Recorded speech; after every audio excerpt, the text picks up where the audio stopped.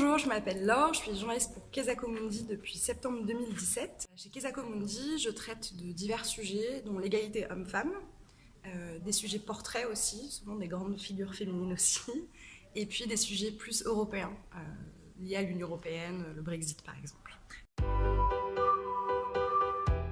Alors pour moi, c'est important de parler de ces sujets aux adolescents, surtout l'égalité homme-femme, qui me touche plus particulièrement, parce qu'on a tendance à croire que tout est fait et qu'il n'y a plus de problème, alors que si on regarde de près, il y en a toujours, et c'est important d'être toujours sensibilisé à ces questions-là.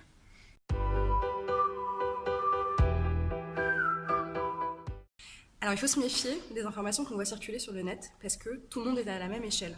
Tout le monde est sur le même pied d'égalité quand les infos sont diffusées via Facebook ou sur Twitter par exemple. Du coup, dans le flux d'informations, c'est parfois difficile de distinguer qui est quelqu'un qui veut absolument dire quelque chose ou qui est quelqu'un qui donne une information. Donc il faut faire très attention, surtout à qui, toujours la source, qui dit cette information, et se poser toujours la question, pourquoi il me dit ça ?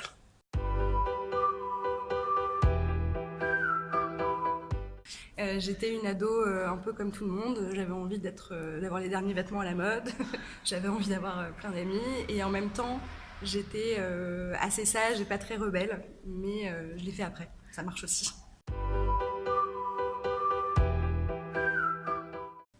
J'étais toujours plongée dans des livres quand j'étais adolescente, donc j'étais très littéraire et très histoire et littérature, c'était mes grandes matières préférées.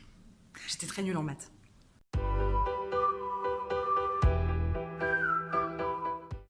À l'époque, j'aurais aimé qu'on me dise que c'était pas forcément grave d'avoir un parcours scolaire différent et qu'on peut se tromper, qu'on peut chercher d'autres choses et qu'il n'y a pas que les choses qui sont dans des cases qui sont intéressantes. Je crois que j'aurais aimé qu'on me dise si tu ne sais pas quoi faire, pars un peu voyager, travaille juste à côté de chez toi si tu as envie et d'oser plus faire les choses.